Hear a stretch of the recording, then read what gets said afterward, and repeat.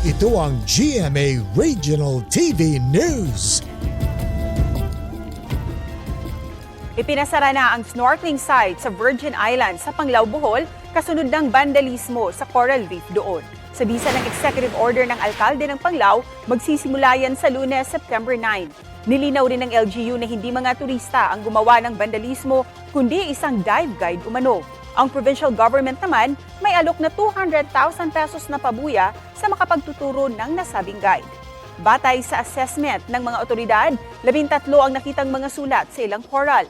Ang paninira ng mga coral at pagsira ng mga coral reef ay isang paglabag sa mga batas sa Pilipinas. Kapuso, para sa mga maiinit na balita, mag-subscribe sa GMA Integrated News sa YouTube. Sa mga kapuso naman abroad, subaybayan nyo kami sa GMA Pinoy TV at sa www.gmanews.tv.